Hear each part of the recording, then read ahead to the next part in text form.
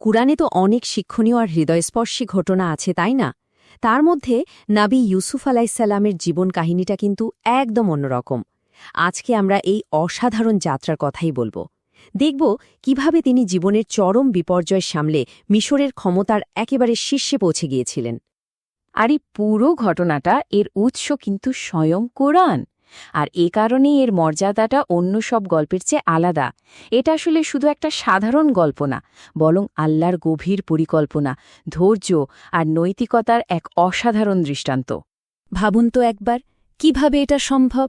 একজন মানুষ যাকে তার নিজের ভাইরাই ফেলে দিয়েছিল, দাস হিসেবে বিক্রি করে দেয়া হল, আবার অন্যায়ভাবে জেলেও পাঠানো হল, সেই মানুষটাই কিনা পরে এক বিশাল সাম্রাজ্যের নিয়ন্ত্রক হয়ে উঠলেন। চলুন এই অবিশ্বাস্য যাত্রার একেবারে গভীরে যাওয়া যাক। তো এই গল্পের শুরুটা হয়েছিল নবী ইয়াকুব আলাইহিসসালামের খুব আদরের ছেলে বালক ইউসুফকে দিয়ে।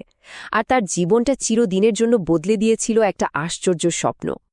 এই স্বপ্নটা কিন্তু সাধারণ কোনো স্বপ্ন ছিল না, এর মানেটা ছিল বিশাল। ভবিষ্যতে তার যে একটা উঁচু মর্যাদা হবে, তিনি যে নেতা হবেন, এটা তারই একটা স্পষ্ট ইঙ্গিত। কিন্তু এই স্বপ্নটাই যে তার জন্য একটা কঠিন পরীক্ষার শুরু, তা তিনি তখনও জানতেন না। এক কথায় ইউসুফ আলাইহিসসালামের জীবনটা ছিল নাটকীয় উত্থান পতনে ভরা একটা গল্প। শৈশবের একটা স্বপ্ন দিয়ে শুরু, তারপর ভাইরা তাকে কূপে ফেলে দিল, সেখান থেকে দাসত্ব, তারপর জেল, আর সবশেষে রাজদরবারে ক্ষমতার শিখরে ওঠা। চলুন এই পুরো পথটাই এখন আমরা একটু বিস্তারিতভাবে দেখি। তাহলে তার জীবনের প্রথম বড় পরীক্ষাটা কি ছিল? চলুন সেদিকেই নজর দেওয়া যাক। কিভাবে তার ভাইদের ঈর্ষা তার স্বপ্নের সুন্দর পথটাকে একটা কঠিন আর যন্ত্রণার যাত্রার বদলে দিয়েছিল।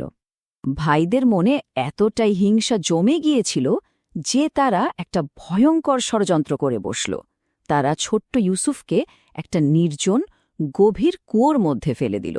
যদিও একটা কাফেলা তাকে সেখান থেকে উদ্ধার করে, কিন্তু তার কষ্ট এখানেই শেষ হল না। তাকে নিয়ে যাওয়া হলো মিশরের বাজারে, আর সেখানে একজন দাস হিসেবে বিক্রি করে দেওয়া হলো। মিশরে তিনি সেখানকার এক বড় কর্মকর্তা আজিজের ঘরে আশ্রয় পেলেন। মনে হতে পারে হয়তো এবার সব ঠিক হয়ে যাবে, কিন্তু না, সেখানেও তার জন্য অপেক্ষা করছিল চরিত্রের এক কঠিন পরীক্ষা।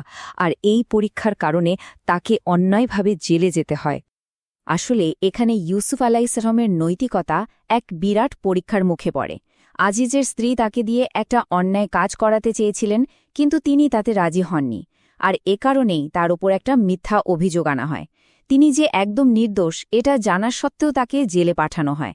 আর এভাবেই তার জীবনের আরও একটা কঠিন অধ্যায় শুরু হয়। কিন্তু দেখুন, জেলের ভেতরে থেকেও তিনি কিন্তু তার বিশ্বাস বা জ্ঞান কিছুই হারাননি, বরং নিজের প্রজ্ঞা দিয়ে অন্য কয়েদিদের সাহায্য করতেন, তাদের স্বপ্নের মানে বলে দিতেন। আর আল্লাহর ওপর তার বিশ্বাস ছিল একদম অটল। আর এটাই ছিল তার মুক্তির পথের প্রথম ধাপ। ঠিক এরপরেই গল্পের মোড়টা একদম ঘুরে গেল। কিভাবে? মিশরের বাদশা এমন এক অদ্ভুত রহস্যময় স্বপ্ন দেখলেন যে এর মানে বের করতে না পেরে পুরো রাজদরবারের সবাই রীতিমতো কিংকর্তব্যে বিমূঢ় হয়ে পড়েছিল। স্বপ্নটা ছিল আসলেই অদ্ভুত। বাদশা দেখলেন ৭টা মোটা তাজা গাভীকে ৭টা শুকনো শীর্ণকায় গাভী গিলে ফেলছে। সাথে দেখলেন ৭টা সবুজ শস্যের শীষ আর ৭টা শুকনো শীষ। রাজ্যের বড় বড় জ্ঞানী গুণীরাও এর কোনো মানে খুঁজে পাচ্ছিল না। আর এটা নিয়ে রাজ্যে একটা বিশাল দুশ্চিন্তা তৈরি হল। আর ঠিক তখনই বাদশাহের এক কর্মচারীর মনে পড়ল জেলের সেই বন্দির কথা, সেই ইউসুফ আলাইহিসসালামের কথা, যিনি স্বপ্ন ব্যাখ্যা করতে পারেন। খবরটা বাদশাহর কানে পৌঁছানোর সাথে সাথেই তার নাটকীয় উত্থানের মঞ্চটা তৈরি হয়ে গেল। এখানেই ইউসুফ আলাইহিসসালামের অসাধারণ প্রজ্ঞা আর দূরদর্শিতার পরিচয় পাওয়া যায়। তিনি শুধু স্বপ্নটার মানেই বলে দেননি যে ৭ বছর প্রাচুর্যের পর ৭ বছরের ভয়াবহ দুর্ভিক্ষ আসবে। তিনি একজন দক্ষ প্রশাসকের মতো সেই সংকট থেকে পুরো জাতিকে বাঁচানোর জন্য একটা পরিষ্কার পরিকল্পনাও বাতলে দিলেন। তার চরিত্রের দৃঢ়তা ছিল অবিশ্বাস্য। বাদশা যখন তাকে মুক্তি দিতে চাইলেন, তিনি কি বললেন জানেন? তিনি বললেন, যতক্ষণ না আমার নির্দোষিতার সবার সামনে প্রমাণ হবে, আমি জেল থেকে বের হব না। ভাবা যায়, তার কাছে মুক্তির চেয়েও ন্যায় বিচার আর সম্মান অনেক বেশি গুরুত্বপূর্ণ ছিল। এরপর তদন্ত হল, আর তাতে তার নির্দোষিতা একদম পরিষ্কারভাবে প্রমাণিত হল। বাদশাহ তখন তাকে অত্যন্ত সম্মানের সাথে মুক্তি দিলেন। শুধু তাই নয়, তার প্রজ্ঞা আর সততায় এতটাই মুগ্ধ হলেন যে মিশরের সমস্ত কোষাগার আর সম্পদের দায়িত্ব তার হাতে তুলে দিলেন। এভাবেই একজন বন্দী হয়ে গেলেন মিশরের সবচেয়ে ক্ষমতাধর ব্যক্তিদের একজন। তাহলে এই যে এত বড় একটা ঘটনা, এই অসাধারণ জীবন থেকে মূল শিক্ষাটা কি? চলুন এবার সংক্ষেপে একটু দেখে নেওয়া যাক যে তার জীবন থেকে আমরা আসলে কি শিখতে পারি। তো মূল শিক্ষাটা হলো, যতই কঠিন পরিস্থিতি আসুক না কেন, ধৈর্য ধরা, যে কোনো প্রলোভনের মুখেও নিজের সততা আর চারিত্রিক দৃঢ়তা ধরে রাখা, আর সবচেয়ে বড় কথা হলো আল্লাহর পরিকল্পনার ওপর সবসময় অটল বিশ্বাস রাখা।